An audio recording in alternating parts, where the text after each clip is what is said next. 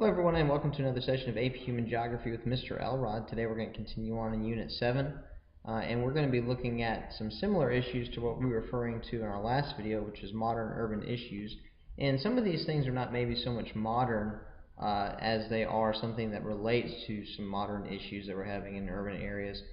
So the first one we have there is what's called blockbusting. Blockbusting is actually something that was happening in the early 1900s or so in the United States and played off of some of the racial angst and animosity that we had earlier on in our country's history. So basically what was happening is when you had a large number of African Americans who were moving to northern cities in the United States to look for factory jobs in the earlier 1900s. Obviously, they're flooding into these into the urban areas in the north.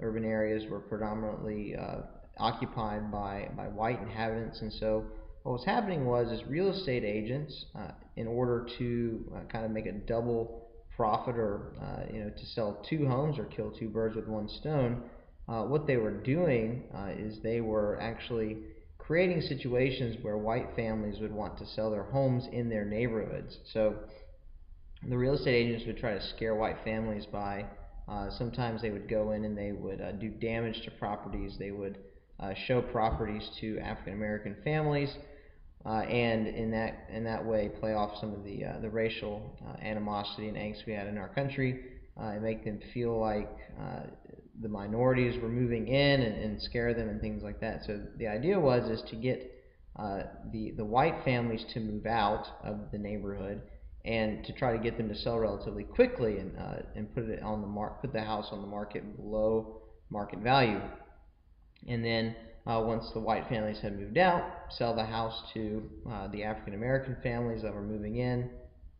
But then, in addition to that, the real estate agents would be able to sell the white family another house in another location in another part of the city or out in the suburbs that were starting to develop and formulate.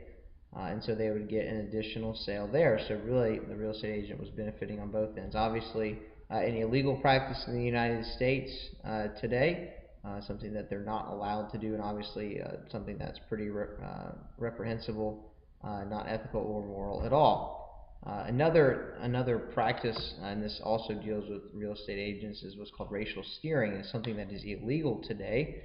It might have happened in the past, and in fact there might be some instances or people who are taken to court as a result of it, and I've spoken to some real estate agents and they just talk about how they have to be very careful when it comes to showing homes, because if they give off the pretense like they are showing homes strictly based on the race or the ethnicity of an individual, maybe certain neighborhoods or things like that, then they can be sued for that. And so basically what I've been told by real estate agents is that they just let the people who want to buy a home, let them choose the homes that they'd like to go to. That way they don't run into any of those issues. So obviously this idea of racial steering would have promoted congregation of like folks into to similar neighborhoods all over the country as they are out there selling properties and things like that. And so some people might point to that and say, well, that's why we have such segregation in our residential areas in the United States today. Another practice that was used in the real estate business, this wasn't by real estate agents, by banks instead, is a practice that was called redlining. Redlining was literally when banks would take out a map and they would draw a line around a particular area, and any place within that particular area they would not make any loans to. And so a lot of times, well, basically what happened was in this particular situation, it was typically minority families and minority neighborhoods that were not getting loans, and so of course that led to some additional racial anxiety and angst in the country, and again today is also an illegal practice. I've had some students find some current events over the last year or so that show cases of redlining, or at least accusation of redlining. So certainly something that potentially could crop up, because as a lending practice, banks may not want to lend money to specific geographic regions because of the inability to pay, or they might increase the loan rates in terms of the interest rates on the loan but they also might, in that instance, be accused of predatory lending practices. Now, how a lot of this relates to our modern situation is in a lot of urban areas are actually becoming much more attractive to certain individuals, especially young, what are called young urban professionals, or young people who are just graduating from college, especially with some of those service degrees or service jobs, anything from the IT field uh, to the sector, to the hotel sector, uh, to, uh, to to law or to architecture. Anyway, anything along those particular lines. So people graduating from these jobs and graduating from college to look for these jobs want to go live in these hip, trendy urban areas. And so what's happening is you have a process of gentrification, or a process of something called gentrification occurring. And so basically what's happening is these people, typically young people, either single or married, are moving into these urban areas, especially neighborhoods that historically have been run down, and they're starting to improve those particular areas as they move back in. So obviously the positive behind that is that you get improvements to urban areas. The homes are rebuilt, either that or certain sections of the city are torn down, and then the area is rebuilt with improved housing. Typically, the surrounding area also improves. The parks get better. It becomes safer because you have increased tax money coming in, so more money going to your public services.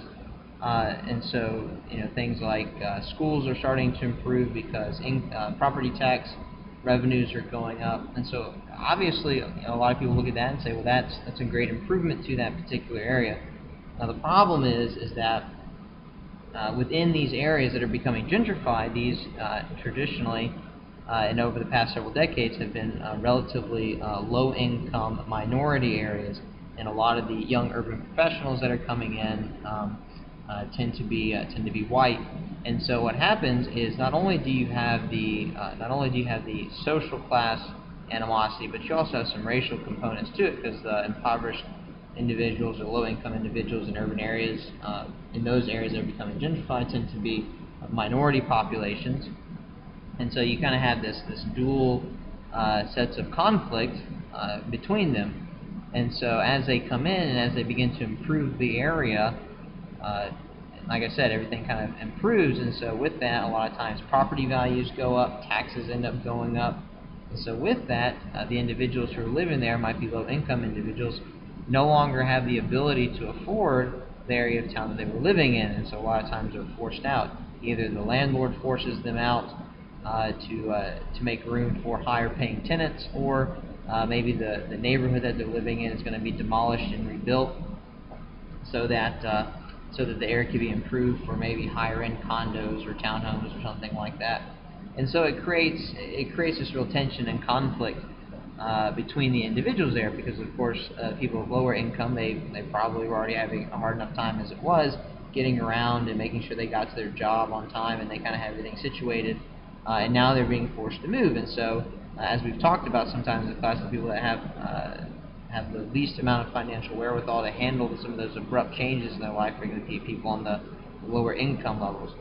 So it does create that sense of animosity. So anyway, definitely an interesting issue that you can look at. Just be careful of the websites that you click on for gentrification when you Google it, because it is, like I said, it is a pretty charged issue, and you have some sites out there that say some pretty not nice things. I got one of the more tame illustrations here to kind of illustrate the point and some of the ways that people feel about gentrification. So anyway, that's all that we have time for today. I hope you found that to be helpful. If you have any questions, leave those in the comment box below, and I hope to see you next time.